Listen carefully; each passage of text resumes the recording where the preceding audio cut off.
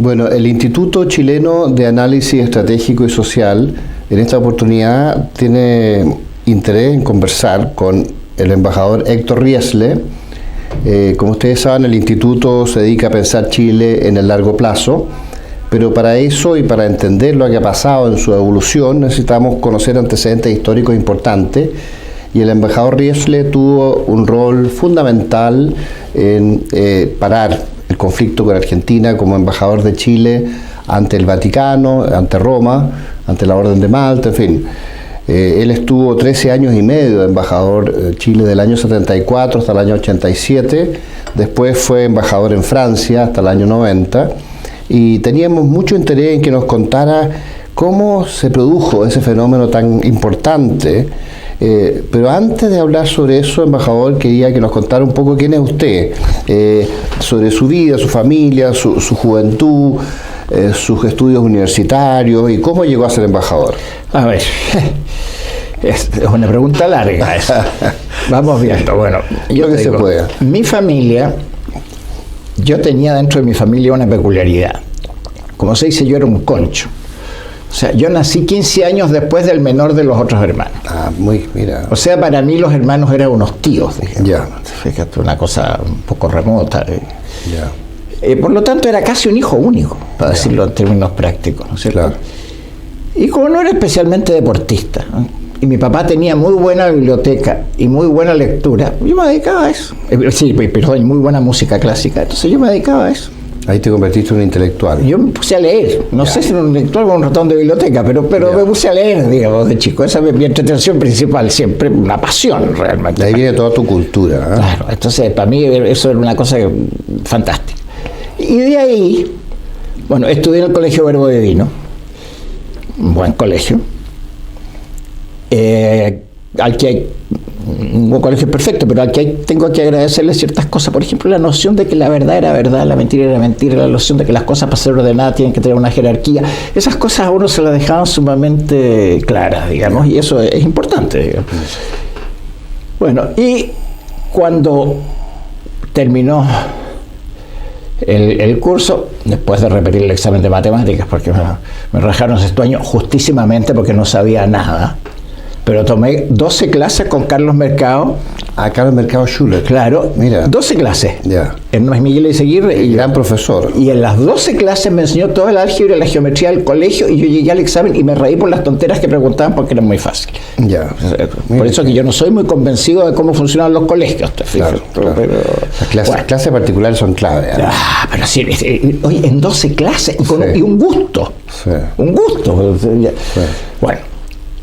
Di bachillerato, fue el segundo de Chile. Primero fue alguien en matemáticas, yo era en letras, pero... Y entré a la Facultad de Derecho de Chile. Ya. ¿Qué año entraste tú a Chile? Eso fue el año 60. 60. ¿Y era tan politizada la Universidad de Chile como es hoy día o era más tolerante? No, era más tolerante. O sea, había tensiones. Pero las tensiones, curiosamente, cambiaron en el camino, ¿eh? Cuando yo recién entré, las tensiones en la Chile, más que directamente políticas, yo tenía que ver la gente que era católica y la gente que era anticatólica. Eso era más fuerte que otra cosa. Yeah. Después fue cambiando. Yeah. Y se transformó ya en una cosa más de ideológica. Ideológica, qué sé yo. Pero ahora, yo tengo muy buen recuerdo, porque tuve muy buenos profesores. O sea, hay gente que me marcó mucho. Don Jaime Izaguirre. Nada menos. No, Jaime Izaguirre fue profesor de Historia del Derecho y Historia Constitucional primero. Extraordinario. Y fui ayudante de él y muchos años. Después de eso, don Ernesto Barros, en Derecho Internacional, que también fue ayudante de él. Ya. Don Ernesto Barros Jarpa. Bueno, y yo era un buen alumno, hice mi carrera, y ya cuando estábamos avanzados y terminando, ya estaba muy revuelta la cosa en Chile, ¿no es cierto? Porque pasar de lo que era Chile del 60 a lo que ya fue Chile del 64, ya cambió completamente. O sea, se había instalado... La campaña electoral Allende, Frei, Durán. No, se había instalado la lucha de clases en Chile. Claro. Que esa la metieron no solamente la izquierda, sino que los demócratas cristianos.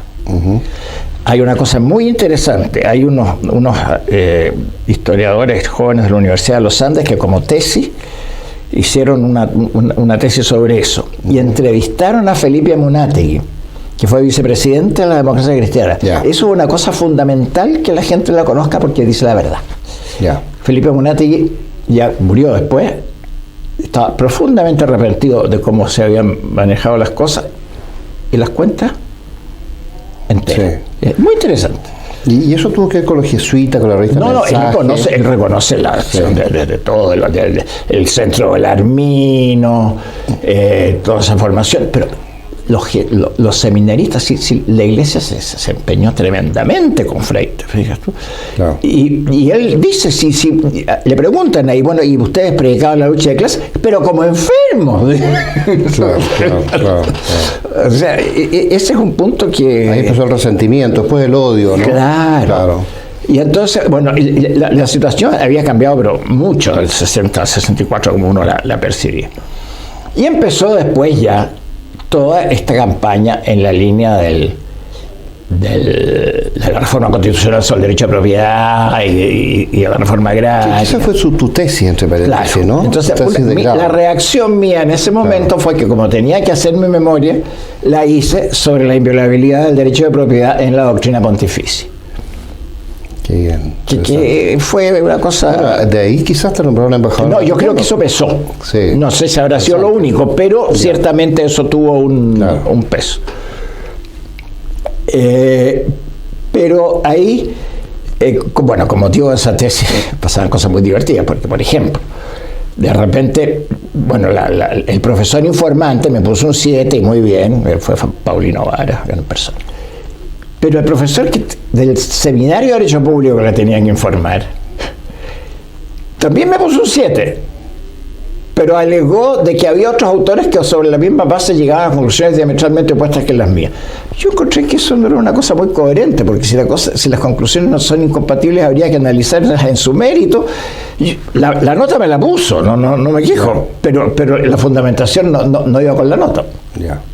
Ahora tú te estabas basando en la doctrina pontificia. Claro, partí, bueno, pequeña introducción histórica, pero digamos a partir de Pío IX. Ya. Hasta acá, todo. Leí encíclicas como hablo a la cabeza, digamos.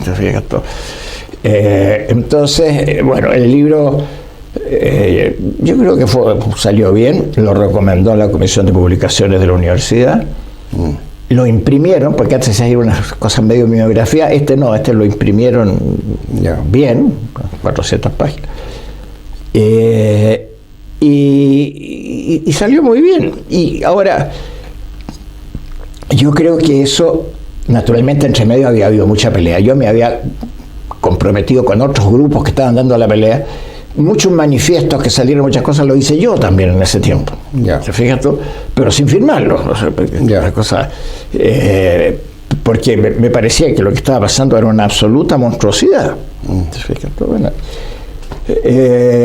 así que en ese sentido yo aparecí muy comprometido con eso. Ahora, entre medio, bueno, me recibí y empecé a trabajar con eso en la universidad. Entonces fui profesor en la universidad. En la universidad. Fui profesor de introducción al derecho. Jornada completa. Tenía cosas con don Jaime también, de historia del derecho. Siempre. Era ayudante de Derecho Internacional en el Seminario de Derecho Público. Estaba bien comprometido en eso. Y en las peleas exteriores. Ahora, naturalmente, el país fue cambiando, se fue radicalizando, como pasó, digamos, ¿no es cierto?, la deriva ideológica. Llegó Allende. La ruptura del Partido Radical, cuando se mete la KGB ahí a intervenir y todo lo demás, y llega Allende. Bueno, para eso, entre medio, me nombraron jefe de gabinete de don Jorge Alessandri para la campaña. Entonces ahí empecé a trabajar con don Jorge. Yo no era muy optimista por la manera en que estaban llevando la campaña. Tenía ciertas discrepancias con algunas personas que la dirigían, porque ellos creían que había que mantener la línea basada en que don Jorge, me acuerdo de una publicidad que hacían, con llegar tranquilamente caminando a la Moneda a arreglar las cosas. Yo les decía, no, si frente a una campaña tan ideológica como las que le están haciendo al frente, hay que contestarles en ese término. Ahora, uno puede abrir diferentes frentes, se pueden hacer otras cosas, pero hay que contestarle. Bueno, eso para mí fue siempre un punto de discusión, digamos. Mira, Héctor, desgraciadamente hay poco tiempo en esto. Me gustaría que nos contaras un poco tu rol como embajador. ¿Cómo llegaste a ser embajador primero? Sabemos lo de Allende, todo el mundo sabe eso, sabemos. Mira, yo después de eso... Que viene la salvación de los militares. Después de eso volví, es decir, después de la caída de Allende estaba agotado, y que sí, después de la elección estaba agotado, me fui unos meses a Europa. Volví y me pidieron, fundamentalmente Pedro Ibáñez, que ayudara a formar líderes para la oposición.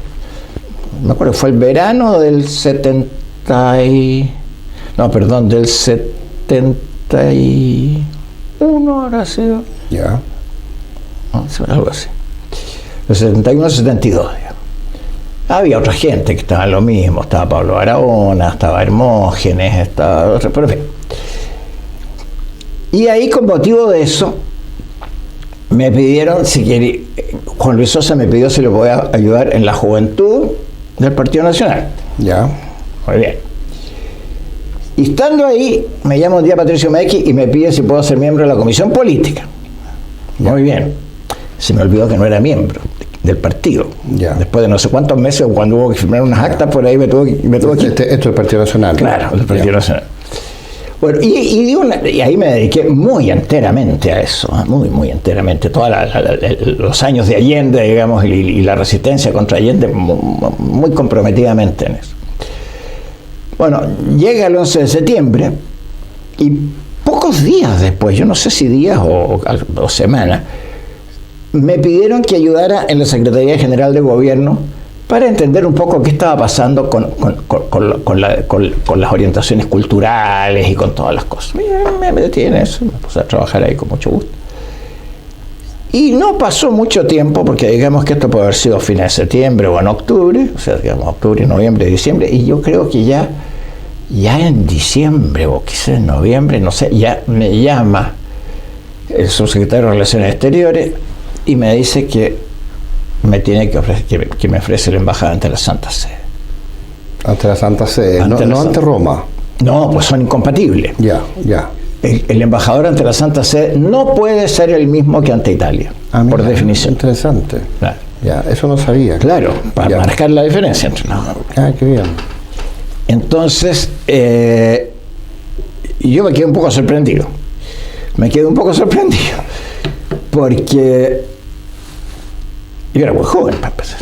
¿Qué edad tenías tú? A ver, en el momento en que me hicieron la proposición, 30 años. Ya. Y entonces le pregunté, bueno, ¿esto es un sondeo? Se me puso muy solemne y me dijo, no, es una proposición oficial de parte del presidente en nombre de la Junta. Qué interesante. Muy bien. Entonces, al final, yo ya pasó todo y me fui a conocer a Pinochet, no lo conocía. Le dije, presidente, yo le tengo, me siento la obligación moral de decir que este cargo es normalmente un cargo de fin de carrera. Ya.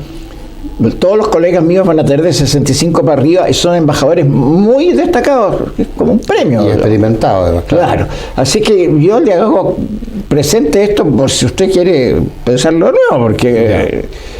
Y se rió así un poco socarronamente como era él y me dijo, no, si ya pensamos en eso, está bien. Claro. Él elegía en general personajes muy jóvenes, en puestos muy importantes. De hecho, eligió a los ministros como, no sé, Miguel Cast, claro. José Piñera, claro. Nambiji más tarde. Claro, no, si se atrevía muy mucho. Joven, sí. Y le tenía mucha fe a los jóvenes. Él creía que era muy idealista a los jóvenes, que no estaban contaminados con ningún interés. Claro. Y que trabajaban más rápido. Y había algo de verdad. Sí, claro. Bueno, entonces me fui a la Santa Sede creo que presenté credenciales teniendo recién 31 años, porque yo tengo cumpleaños el 16 de febrero, así que debe haber sido por ahí por febrero, fin de febrero, algo así. Sí. ¿Y qué papa estaba en ese momento? Pablo VI. Pablo VI todavía, claro. Bueno, había un ambiente muy malo. Estaba muy viejito él, ¿no? No tanto todavía, pero había un ambiente muy malo. Claro, a raíz del Vaticano II, ¿no? Y no, había gente izquierdista y la presión en Italia. Tú no te puedes imaginar lo que pasaba en Italia contra Chile. Era una cosa sin límites. A raíz del golpe. Claro, pero una cosa la distorsión de información. Inverosímil. Eso fue en toda Europa. Y una presión salvaje. Bueno, en fin. Era la época de los cristianos por el socialismo. Y ya venía todo eso, claro. Sí. Entonces, la iglesia muy infiltrada. Entonces, bueno, la presentación de credenciales salió muy bien, contra lo que muchos preveían que iba a ser muy bien. Empecé a trabajar con mucho entusiasmo, pero con dificultades, te digo, y con presiones. Al pobre secretario de la embajada le quemaron el auto al entrar a la embajada, por decirte una cosa, te fijas tú. Estamos en plena Guerra Fría. Estamos en plena Guerra Fría, incidentes diplomáticos. Me acuerdo que el decano era el embajador de Cuba, y una vez yo venía entrando a una recepción que él la presidía con el embajador de Alemania y yo venía entre el embajador de Alemania y el embajador de España, que los dos eran bien amigos míos, y este había estado en Cuba por alguna razón, entonces llegó tarde, y yo le dije a los dos que iban al lado mío: voy a saludar al decano, pero vean ustedes que va a pasar algo. Le dije. Me dijeron: ¿cómo va a ser tan salvaje? Bueno, entonces yo le dije: señor decano, y le tiré una mano que podía ser mano, pero que podía no ser también para no ser ridículo, digamos. Y él con las manos atrás, así, buenas tardes, señor embajador. Ya, claro. Deje pasar. Y ese era el embajador de Cuba. De Cuba.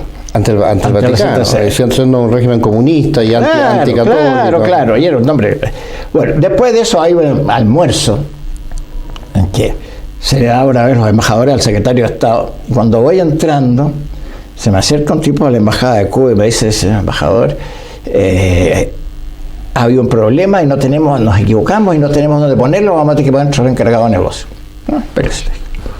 Me fue a hablar con el vicedecano, que es el embajador del Líbano, y le dije: arréglame esto con Benelli, que era el sustituto de Secretaría de Estado, porque eso no es inaceptable.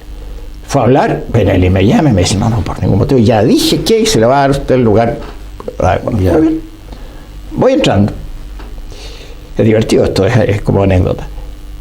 Y cuando ya estaban todos adentro y todo, llega un sushi a la embajada de Cuba y me dice: señor embajador, no pudimos y tuvimos que ponerlo entre los encargados de negocio. Sí, muchas gracias. Me fui. Claro. No te quedaste. No. Lógico. Me fui. Y después fui a la Santa Sede y le dije a Benelli: mire, ustedes tienen que garantizar el respeto a los agentes diplomáticos, así que el problema aquí no es mío. El decano no me trata como corresponde y ustedes tienen que arreglar. Bueno, esto pasaron meses con cosas, y al final... Son prejuicios del decano, ¿no? Prejuicios del decano. No, yo creo que eran instrucciones. Entonces, el decano... ¿Instrucciones de quién? De Cuba. De hacer la vida difícil. Entonces, el decano... Benelli me decía: si yo cada vez que le hablo de esto tengo miedo que se me caiga muerto de la rabia que le da. Era viejo ya. Y yo le dije: bueno, pero ¿qué quiere que haga yo?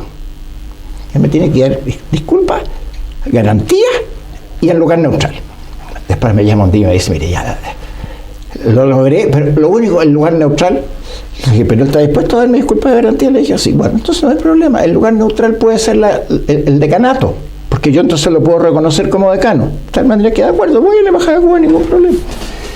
Bueno, va a pillarle luego la audiencia para arreglar todo esto. Era el jueves, yo le pedí el viernes la audiencia y me fijaron para el lunes a las 11 de la mañana, una cosa así.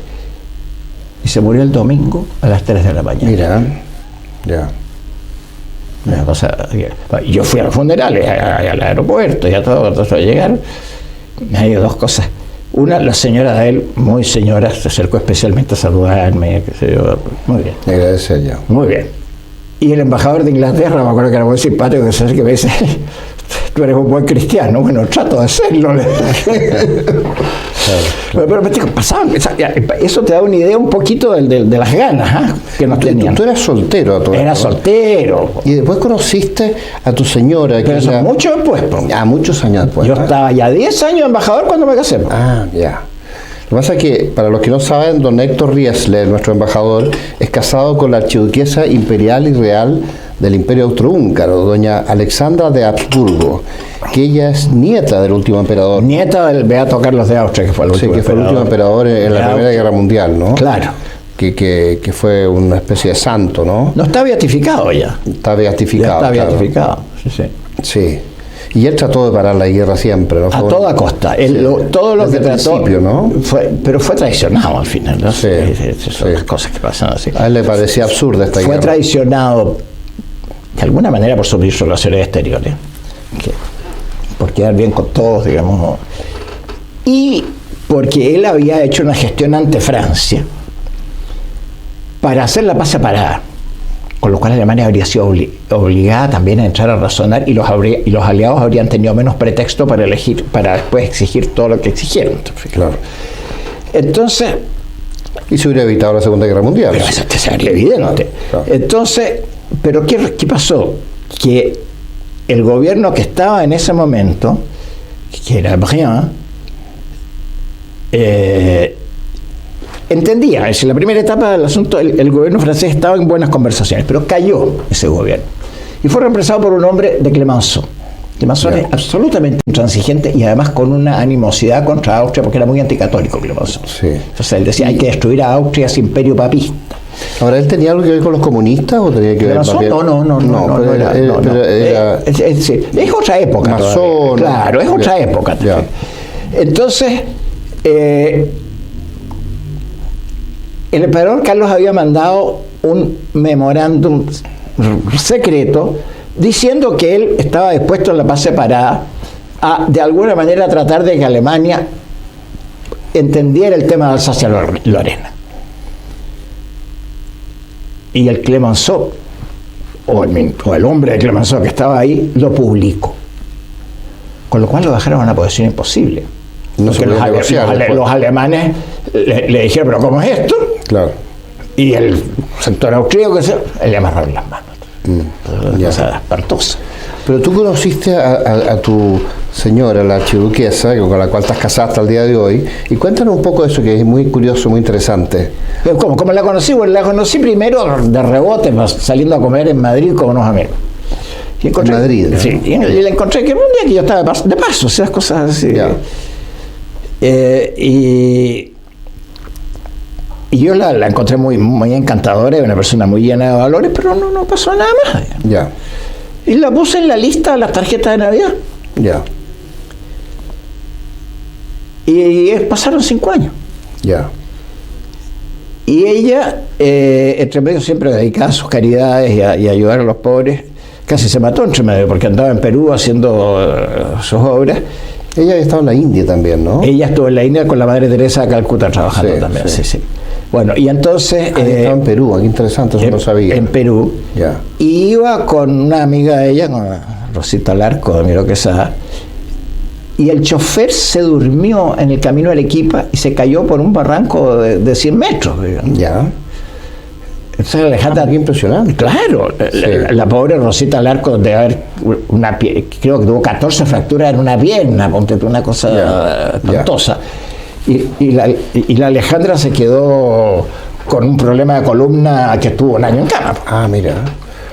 Pero entre medio ahí nos encontramos de nuevo, porque ellos vinieron para el Año Santo a Roma, con la familia, con la emperatriz y su abuela, y ahí nos encontramos de nuevo, salimos a almorzar y ahí cambió la cosa. Ah, qué interesante.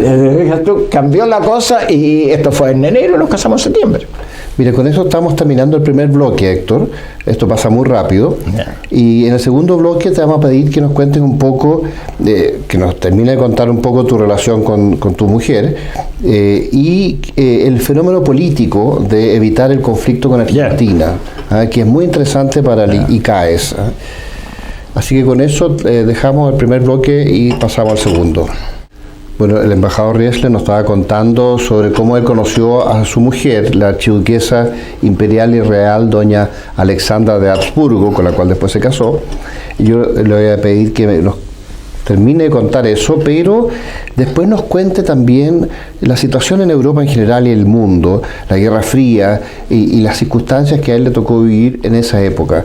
Así que, embajador, primero terminemos de que nos cuente sobre su mujer, la nieta del último emperador del Imperio Austrohúngaro. Mira, nos casamos el 15 de septiembre del 84 y ha sido un matrimonio muy feliz. Alejandra es una santa. ¿Qué más quiero decir? Una maravilla. Bueno, después de eso siguió el trabajo en un marco en esa época en Europa, en que todavía, pues ya había sido desde que yo había llegado allá, pero estábamos en plena Guerra Fría. En la Guerra Fría habían ido, eso sí, cambiando un poco las tácticas, no necesariamente las estrategias, pero las tácticas políticas habían ido moviéndose. Pero antes de entrar a la Guerra Fría, tu mujer no podía volver a Austria en esa época, bueno, todavía, ¿no? No podía. Los Habsburgo en general. No, cuando me conoció a mí, antes. Ya. Hasta una cierta edad, en su adolescencia más o menos, no podía porque había una ley austríaca que prohibía a toda la descendencia del emperador entrar a Austria. Ya. Además de que les habían confiscado todos los privados inclusive. Qué brutalidad, ¿eh? Y después de eso hubo un recurso a la Corte Europea de Derechos Humanos, y la Corte Europea de Derechos Humanos estableció que no se podía sancionar a quien no existía a la época de la sanción, en que se estableció la sanción. Entonces, o los hechos que habían hecho motivado la sanción. Entonces, la generación joven pudo entrar a Austria, no mi suegro. Sí. No, porque lo notable es que todo esto no tiene nada que ver con la Segunda Guerra Mundial, sino que tiene que ver con la Primera Guerra Mundial. Con la primera, el Tratado de Versalles. Fíjate que mi suegro salió al exilio con su padre, y mi suegro creo que había nacido en marzo del 18. Y lo curioso es que... terminando la guerra ya. Es que el emperador fue el que trató de parar la guerra, o sea, el menos culpable de todos. Con todas sus fuerzas, claro, con todas sus fuerzas. Claro. El menos culpable de todos, ¿eh? El emperador siempre se opuso a la guerra. Tampoco lo consultaron cuando se decidió el ultimátum ni nada, pero en ese momento era el que pasó a ser, con motivo de la muerte del archiduque Francisco Fernando, pasó a ser el archiduque heredero, pero estamos hablando de días para de diferencia. Los que no conocen la historia hay que recordar que todo esto parte por el atentado en Sarajevo contra el archiduque Francisco Fernando, ¿no es cierto? Que era el heredero del trono. Claro. ¿Y cómo lo matan? Pasó a ser heredero al emperador Carlos. Era tío y sobrino del archiduque Francisco Fernando. Por la exigencia del imperio a los serbios o sea, hubo el asesinato fue fruto de una conspiración hecha en Serbia. Claro. Entonces el imperio exigía que dejaran participar a la policía austríaca en la investigación en Serbia. Y los serbios dijeron que eso era inaceptable. Ese fue y hubo amenazas mutuas. Claro, ahora ahí se mezclaron otras cosas y después, que no debían mezclarse, porque estaba Rusia con su paneslavismo y su panortodoxia. Entonces los serbios se sintieron fuertes y quisieron hacer el gallito. Probablemente respaldados por Rusia. Y entonces el imperio se vio en una posición de que o perdía el prestigio o tenía que insistir. Pero se pensó en una cosa chica con Serbia. Claro. No pasó nada más. ¿Qué pasó? Que los rusos se asustaron probablemente y movilizaron. Porque dijeron, claro, un imperio de estas dimensiones, movilizar toma mucho tiempo, ¿qué sé? Entonces hay que hacer. Y frente a la movilización rusa, los alemanes dijeron, bueno, se empezó a movilizar Alemania, apoyando a Austria, el imperio austrohúngaro. Y ahí salió todo. Y ahí derivó después el apoyo de Francia a Rusia, ¿no? Y a Serbia. Estaba hecha y finalmente Inglaterra, Francia, Rusia. Qué brutalidad, ¿eh? Cómo fue escalando esto hasta convertirse en una guerra mundial que finalmente fue la misma responsable de la Segunda Guerra también. Sí, es una guerra al fin. Claro. Dos guerras civiles europeas. Es una guerra civil europea con un intermedio porque estaban todos exhaustos. Sí. Más o menos, quizás estoy haciendo una simplificación, pero por ahí va.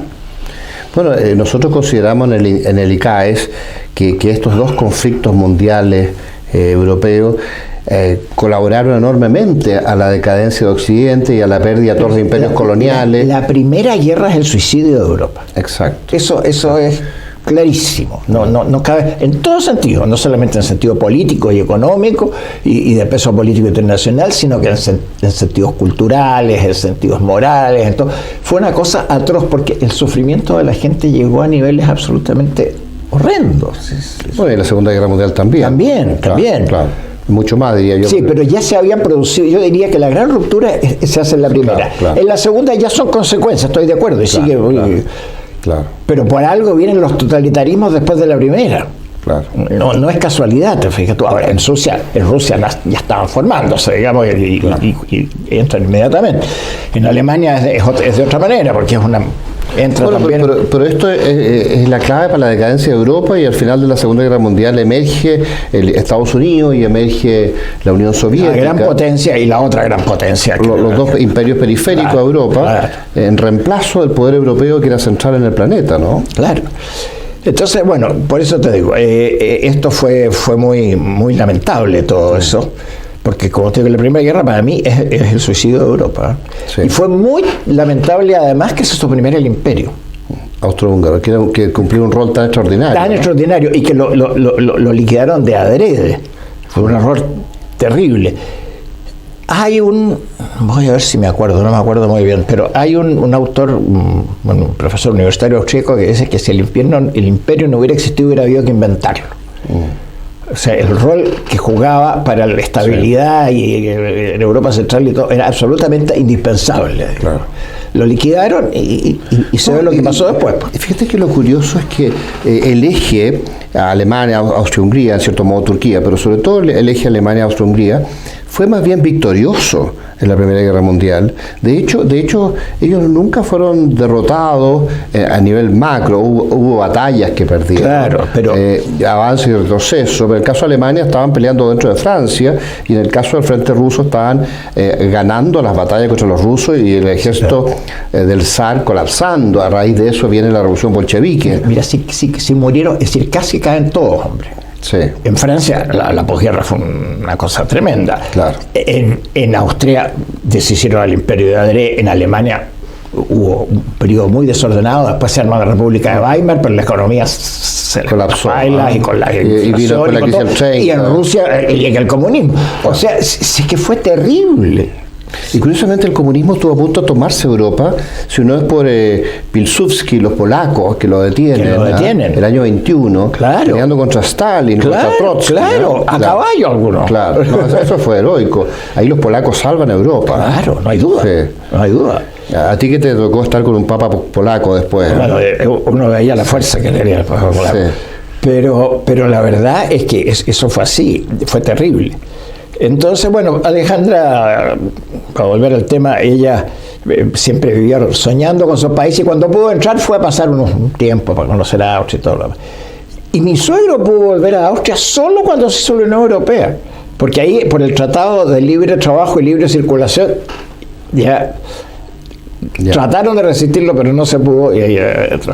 Pero en fin, ya estamos en otro. Yo me acuerdo de haber visto el entierro de tu suegro, que fue una cosa apoteósica, ¿no? ¿De mi suegro o de la emperatriz? No, de tu suegro. De mi suegro, sí, claro. Fue una cosa apoteósica. Sí, yo lo vi por televisión. ¿Eh? Sí. Fue muy, muy bonito. Sí. Muy bonito. Y cuéntanos, Héctor, que el conflicto que tuvimos nosotros con Argentina, el 77, cuando ellos declaran insalablemente nulo el laudo arbitral, que deriva en esta movilización argentina que casi nos lleva a la guerra, y ellos en cierto modo secretamente estaban combinados con Perú y posiblemente con Bolivia, y hubiera habido una guerra combinada de 3 países contra Chile, dirigido por Buenos Aires. Bueno, tú tuviste un rol fundamental en detener ese conflicto. Me encantaría que como embajador del Vaticano nos contaras tu papel en ese periodo. Mira, yo te voy a decir una cosa. Para entender esto hay que mirarlo un poco en el marco de la Guerra Fría en ese momento. Sí. O sea, Rusia estaba llevando adelante una política comunicacional en que de la propaganda agresiva, digamos, habían pasado a la propaganda persuasiva de alguna manera. Mano tendida, ¿no es cierto?, distensión, socialismo democrático, eurocomunismo, ¿no es cierto? Estábamos en todo eso. Para ellos, dentro del esquema de conducción psicológica, era fundamental, uno, que nunca se rompiera el esquema de la inevitabilidad de la revolución y de la irreversibilidad de la revolución. Doctrina Brezhnev. Lo que cae en el socialismo real no vuelve atrás. No vuelve atrás, ¿no es cierto? Porque es una necesidad propagandístico-psicológica.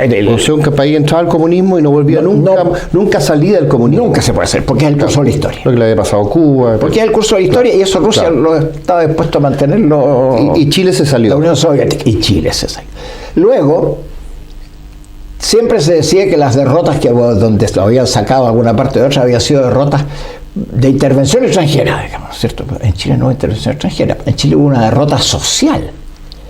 Y eso era absolutamente inaceptable también. Claro. ¿Te fijas? Entonces, se rompió el mito. Se produjo la derrota social. Y encima quedan como débiles, porque no pudieron ni siquiera proteger en el primer tiempo a su gente. Cuando Balán estaba escondido, después estaba preso, ¿te fijas tú? Entonces, eso fue una pérdida de prestigio. Los militares se impusieron totalmente. Totalmente. Fue muy eficiente. Y después de eso, como si fuera poco, yo creo que en el marco global, Rusia ya tenía muy claras dos cosas, o estaba teniendo progresivamente claras dos cosas. Una, Estados Unidos en el tiempo nos vence, porque tenía una creatividad, además del poder económico y todo lo demás. La libertad te da creatividad, o sea, tú no puedes hacer progresos electrónicos, comunicacionales y todo, cuando en Rusia tú tenías que pedirle permiso al comisario político para sacar una fotocopia en la oficina. Fíjate, no funciona. Está muy bloqueado. Estás muy bloqueado. Entonces te van quedando atrás. Sí. Por una parte. Y por otra parte tenían claro, como cualquier persona que tenga dos dedos de frente, que no podía haber guerra nuclear, porque la guerra nuclear equivalía al suicidio. La destrucción de la humanidad. Claro. Entonces yo creo que ellos se jugaron por un escenario que fue un poco tentativo. ¿Te acuerdas que un tiempo hicieron una gran expansión en África que no se entendía muy bien por qué? Pero eso siguió a los 70. Claro, sí. ellos se jugaron a una confrontación estratégica. No me atrevo a decir si estaban dispuestos a llegar a la guerra o a simplemente imponerse, ¿te fijas tú? Pero convencional, no nuclear. Claro. En ese marco, Chile era muy importante. Vamos a ver por qué. Acuérdate tú de la tremenda expansión de la Marina Soviética que se hizo desde el comienzo de los 70 o incluso antes, desde el fin de los 60, con el almirante Gorshkov, le escriben otros, pero en fin. Yeah. Bueno, que fue una cosa impresionante. Sí. Tanto que después cuando 400 submarinos. Cuando se derrumbó la Unión Soviética en la parte del Ártico, había montones de barcos botados en las playas porque no los podían mantener ni nada. Sí. Entonces eso fue una cosa que era muy fuerte. Y entonces para eso, dentro de las teorías que se manejan en esto, o sea, una es la teoría de los pasos interoceánicos, y yo creo que ellos la estaban aplicando con todo rigor. Sí. Y entonces los pasos interoceánicos son Atlántico-Pacífico, eso se llama Chile, porque la posición argentina es mucho más incómoda, es Chile. Atlántico-Índico es Sudáfrica. Claro. Y Índico-Pacífico va desde Vietnam, que no es casualidad tampoco hay la guerra de Vietnam, te fijas tú, ni tampoco la acción americana después en Indonesia, te fijas tú, y después que seguía la cosa en Filipinas y en todo, pero hasta la zona del mar del sur de China. El control del paso. Claro, entre Vietnam y Filipinas. Claro, sí. El control del paso. Entonces Chile era el control de uno de los tres pasos, vital. Claro. Porque comprendes que el canal de Panamá, con un equipo de terrorismo o con unos cuantos misiles lo vuelan. Claro. Lo mismo que el canal de Suez. Claro. Son indefendibles, te fijas tú, claro. Hoy. En nuestro tiempo era distinto, pero ahora son indefendibles. Entonces, el paso era absolutamente central. Claro, el Estrecho Magallanes, Mar de Drake, claro, el Cabo de Horno. Absolutamente central. Entonces, eso fue muy importante. Luego, la inversión en subversión cultural y política, te diría, que había hecho la Unión Soviética en toda América Latina era muy grande, a partir de Cuba, desde Cuba, claro. ¿No es cierto? Y Chile para eso también era muy importante. Y toda la red guerrillera. Toda la red guerrillera. Claro, claro. Para eso Venezuela. También Chile era muy importante. Claro. ¿Te fijas? Claro. Y además Chile pesaba de alguna manera como un modelo democrático. Veíamos el terrorismo en Argentina, en Uruguay, claro. En Brasil había sido antes, pero los brasileños lo habían controlado. Pero Chile pesaba como un modelo democrático, además. Claro. Entonces el tener un gobierno socialista, entre comillas, marxista, pero que se presentaba como democrático, era un capital publicitario, ¿te fijas tú? Claro. Y eso se les vino abajo también. Sí. Entonces, para la Unión Soviética fue una cosa espantosa. Había un embajador italiano que se llamaba Ayó, me acuerdo muy bien, que había hecho toda la carrera prácticamente detrás de la cortina de hierro y terminó muchos años embajador en Moscú. Ya. Y después ya estaba jubilado. Yo un día en Roma se me acercó y me dijo, explíqueme una cosa. ¿Qué hicieron ustedes para enfurecer a la gente del Kremlin hasta ese punto? Claro. Porque yo en los 40 años que he estado en esto, nunca vi a la gente del Kremlin tan furiosa como cuando cayó allá. Ya. Claro. Eso dice algo. Claro. Claro. Más que algo, ¿no es cierto? Ahora, las dimensiones de la campaña publicitaria contra Chile confirman lo mismo. No, y las distorsiones. No, pero las distorsiones podemos hablar, pero el porte, o sea, la importancia, si tú no tomas esto que hemos dicho en consideración, la importancia de Chile en el concierto internacional no guarda relación con la inversión y la dimensión de la campaña que se hizo. Ninguna, pero ni de lejos. Ya. O sea, hay un principio en filosofía, ¿no es cierto?, que cuando un efecto no es proporcional a su causa, hay que ver que hay otra causa operando. Mira, está la causa. ¿Te fijas tú? Claro. Entonces, eso fue una cosa impresionante. El afán de venganza de la Unión Soviética. Y de prevenir para el futuro y de recuperar. Si es que no Claro. se puede, no puede quebrarse el dogma de la irreversibilidad de la revolución. Bueno, ellos intentaron presionar mucho en combinación con Perú, que era un gobierno Eso, socialista. voy a llegar ahí, ¿eh? Ya. Voy a llegar Muy ahí. bien. Entonces, fíjate que Paul Johnson, en tiempos modernos, dice que el último triunfo de la KGB fue la campaña publicitaria contra Chile. La campaña comunicacional, mentirosa y qué sé yo, contra Chile. Yo no sé si fue el último, yo creo que la KGB ha obtenido varios más. Ya. Pero ese fue muy grande. Ya. Y después se cayó la Unión Soviética. Claro. ¿Te fijas tú? Porque los atrasamos. Yo creo que ahí está el punto. En todo este esquema que hemos visto, había digamos, una carta Gantz. Un timing, ¿eh? Un timing, una Claro. carta Gantz. Y lo que pasó en Chile los atrasó. Y yo creo que eso tuvo una consecuencia decisiva. Fue derivando en que fueran quedando de paso. Claro, se les empezó a desarmar todo. Entonces, eso te digo ese dato. Luego la campaña contra Chile, en que, como tú me decías, no hubo falsedades, que no se dijera. De todo. Mira, yo una vez estaba en Roma mirando la televisión. Y veo al general Pinochet que dice un discurso. En un cuartel, bueno, general. Y después veo a todos los soldados con un saludo fascista, pero fantástico delante de esto. Y dije, estoy loco, esto no existió nunca en Chile, ¿cómo puede ser? Empiezo a mirar con más detalle, me doy cuenta en qué día estábamos, 14 de julio. Ya. Juramento a la bandera. Ya. A la bandera se jura así. Claro. Pero si tú lo tomas con un gran angular en la periferia del lente desde abajo, Parece que te claro. provoca una distorsión óptica y se ve para arriba. Claro. Y eso es lo que vio toda la gente en Europa. ¿Y cómo lo desmientes si la gente te va a decir, yo lo vi?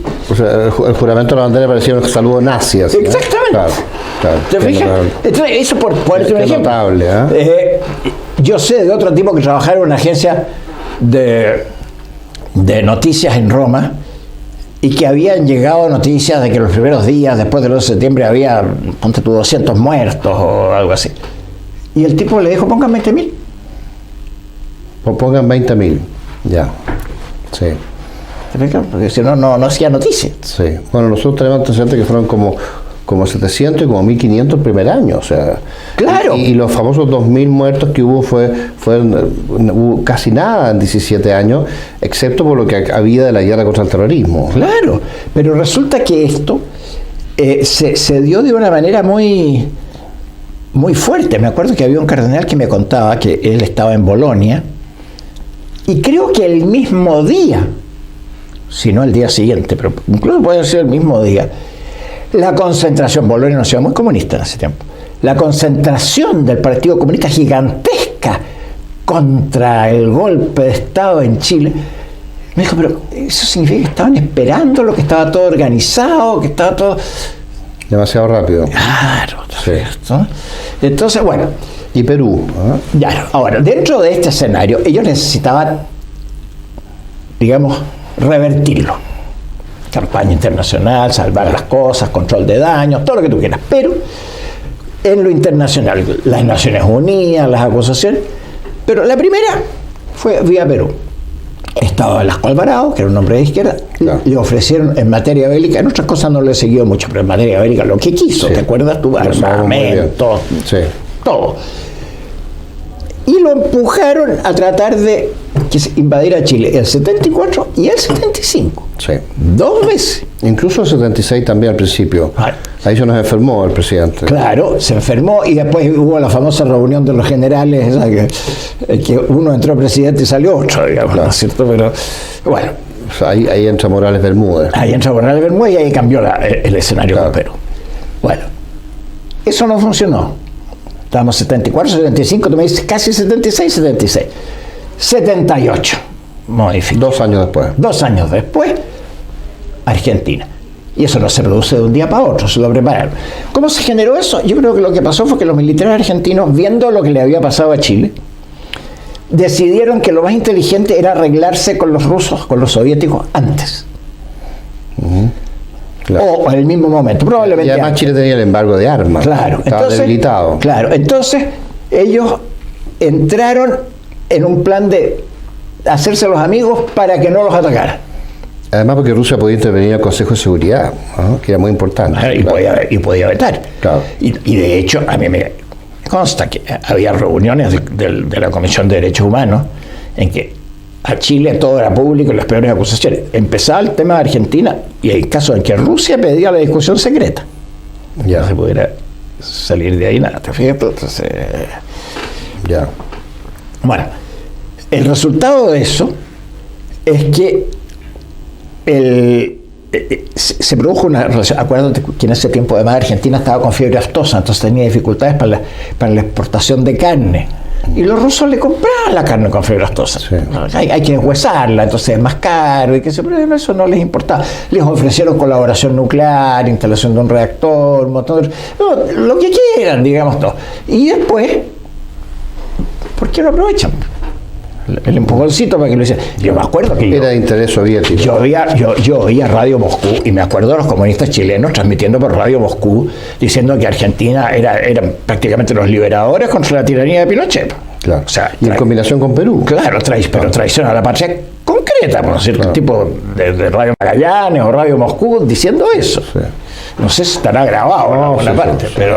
Efectivamente. Pero fue así. Bueno, entonces esto lo fueron entusiasmando, digamos, y lo fueron empujando, y entramos en esta espiral loca a partir de la declaración de nulidad del 77, ¿no es cierto?